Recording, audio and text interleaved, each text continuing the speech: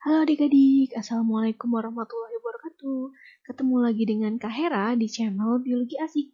Pada kesempatan kali ini, kakak akan membahas mengenai sistem ekskresi, yaitu organ ginjal.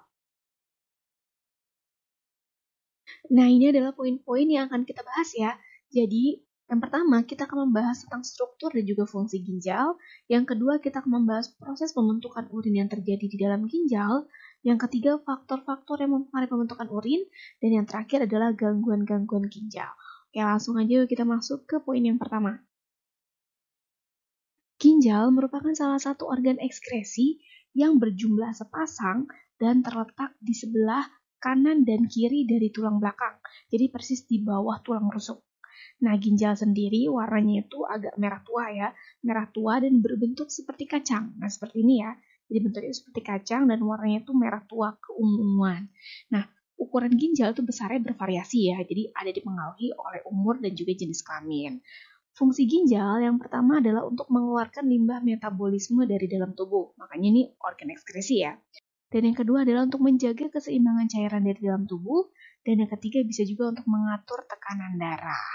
Nah, jadi nanti proses pembentukan urin itu terjadi di dalam ginjal ya. Jadi proses pengeluaran limbah metabolisme dari dalam tubuh itu kan melalui urin ya salah satunya. Nah, urin itu akan dibentuk di dalam ginjal.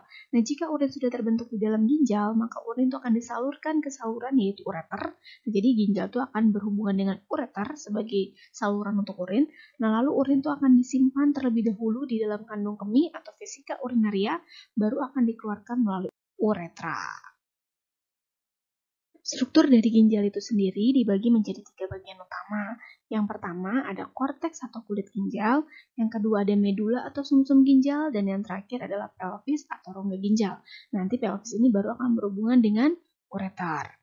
Nah, nanti di dalam ginjal, jadi korteks dan juga medula ini ya, terdapat yang namanya nefron. Jadi terdapat jutaan nefron.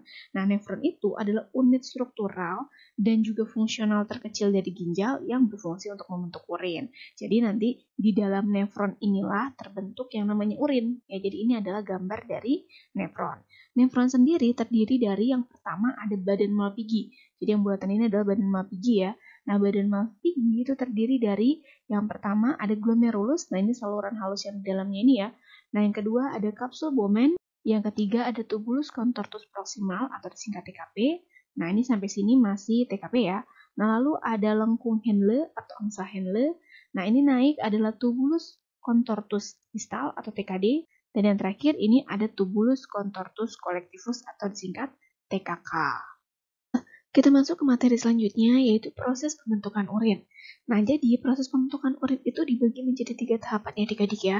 Yang pertama adalah filtrasi.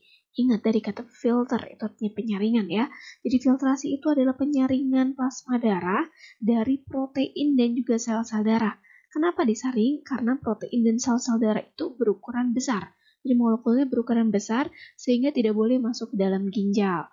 Nah, filtrasi ini terjadi di dalam glomerulus. Nah, di sini ya, dan menghasilkan yang namanya filtrat glomerulus atau disebut juga dengan urin primer. Nah, maka kandungan urin primer itu masih bercampur ya, antara zat-zat yang berguna dan juga zat-zat yang tidak berguna atau sampah metabolisme ya. Jadi kandungannya yang pertama ada air, kemudian ada glukosa, ada asam amino, kemudian urea, asam urat, kreatinin, kemudian juga ada garam-garam mineral. Nah, karena masih ada zat-zat yang masih dibutuhkan oleh tubuh, maka zat-zat ini tidak boleh dibuang, sehingga masuklah ke tahapan yang kedua. Tahapan yang kedua adalah reabsorpsi. Jadi karena tadi hasil urin primer itu masih mengandung zat yang berguna, yaitu ada glukosa dan asam amino, maka glukosa dan asam amino itu harus diserap kembali atau direabsorpsi. Jadi tahapan kedua adalah reabsorpsi, yaitu penyerapan kembali zat-zat yang masih dibutuhkan tubuh, terjadinya itu di tubulus proximal ya, tubulus contortus proximal atau TKP. Jadi nanti di sepanjang TKP ini air, kemudian ada glukosa, asam amino, garam, dan juga K+ itu akan diserap kembali. Nah, tapi selain ada penyerapan kembali, juga ada diekskresikan juga. H+ yaitu urea lah ya, urea dan juga amonia itu akan diekskresikan ke dalam urin. Jadi ada yang dibuang, ada juga yang masuk gitu ya. Hasilnya nanti urin sekunder. Nah, maka kandungan urin sekunder itu adalah air, urea, amonia, dan juga kreatinin.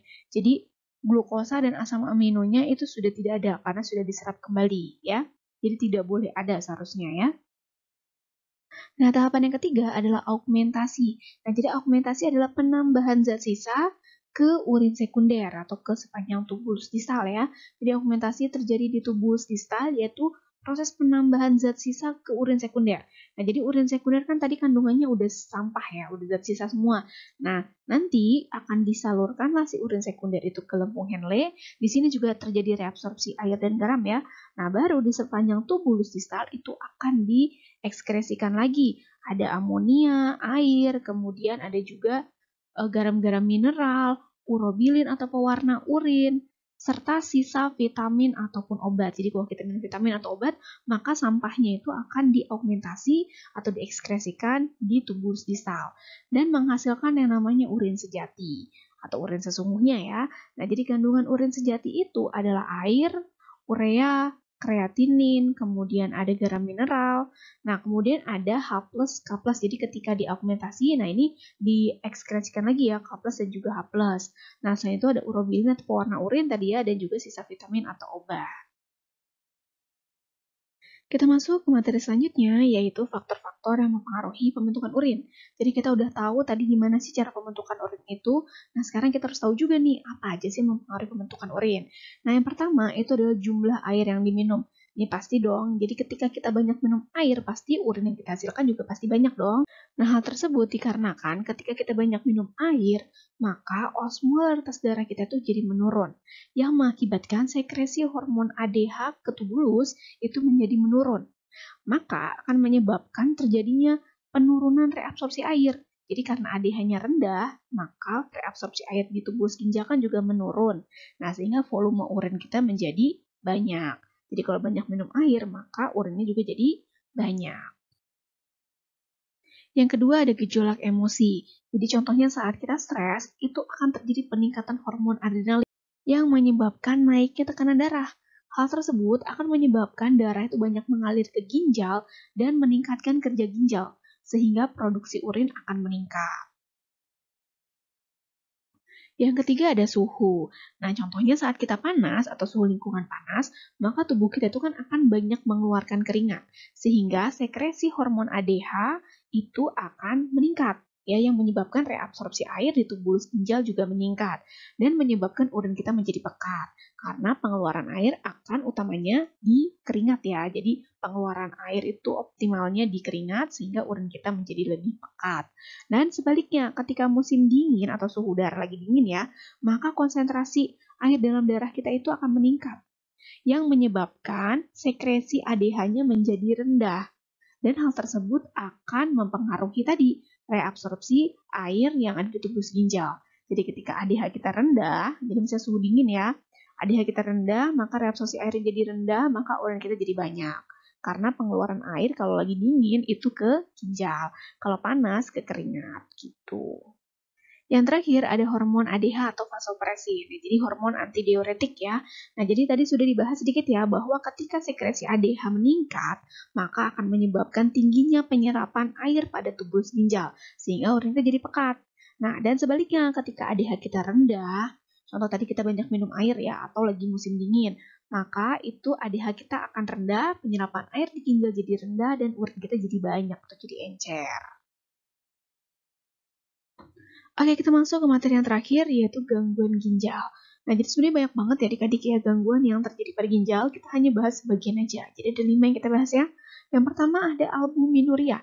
Ingat dari kata albumin itu artinya protein ya. Jadi albuminuria itu adalah gangguan ginjal di mana terdapat protein di dalam urin. Ya, jadi ketika diuji dengan uji biuret, maka urin itu akan berwarna ungu atau berubah menjadi warna ungu ya, yang menandakan bahwa ada kandungan protein di dalam urin. Nah, maka hal tersebut bisa disebabkan karena terjadinya kerusakan pada glomerulus ginjal. Harusnya kan protein itu tidak boleh terfiltrasi kan, tidak boleh masuk ke dalam ginjal. Nah, pada kasus albuminuria, nah urinnya itu mengandung protein. Nah, berarti proteinnya yang harusnya tidak boleh masuk atau tidak boleh tersaring, nah ini tersaring dan masuk ke dalam ginjal, ya, jadi sampai ke urin gitu. Nah, itu menandakan bahwa glomerusnya mengalami gangguan. Yang kedua ada nefritis. Nah, nefritis ingat dalam bahasa Latin is itu kan artinya radang ya. Jadi nefritis itu adalah peradangan pada nefron yang disebabkan oleh infeksi bakteri Streptococcus sp. Nah, salah satu gejala dari nefritis ini adalah ditemukannya darah di dalam urin atau mengalami hematuria. Dan juga terjadi penimbunan air di tubuh, terutama di kaki atau mengalami edema. Yang ketiga ada diabetes insipidus, yaitu peningkatan volume urin, jadi bisa sampai 20 liter per hari ya, dikarenakan kurangnya hormon ADH. Nah, jadi para penderita diabetes insipidus ini kekurangan hormon ADH yang menyebabkan volume urinnya itu menjadi meningkat. Nah, maka orang-orang yang menderita diabetes insipidus ini disarankan untuk banyak minum air karena agar tidak terjadi dehidrasi. Jadi harus banyak minum karena kan dia banyak mengeluarkan urin ya. Jadi tubuhnya tuh kekurangan air, nah biar nggak dehidrasi harus banyak minum air. Yang keempat ada uremia. Nah, jadi uremia itu dari kata urea ya. Nah, jadi uremia adalah darah banyak mengandung urea karena kegagalan fungsi ginjal. Jadi harusnya itu kan urea itu masuk ke dalam ginjal untuk dibuang dalam bentuk urin kan. Nah, pada kasus uremia, nah ureanya ini kembali lagi ke dalam darah. Nah, jadi ureanya kembali lagi ke dalam darah sehingga darahnya itu banyak mengandung urea. Yang terakhir ada batu ginjal. Nah, jadi batu ginjal itu adalah ditemukannya endapan kristal kalsium karbonat di dalam rongga ginjal. Jadi ada pengendapan kristal kalsium karbonat di dalam rongga ginjal. Oke adik-adik, itu tadi pembahasan mengenai sistem ekskresi yang ginjal ya. Jadi kita nanti akan membahas juga organ-organ ekskresi lainnya. Nah, semoga adik-adik bisa memahami penjelasan kakak dan bisa makin paham tentang sistem ekskresi kita dan bisa menjaga sistem ekskresi kita ya. Oke, terima kasih sudah menonton. Jangan lupa untuk like, komen, dan juga subscribe. Terima kasih.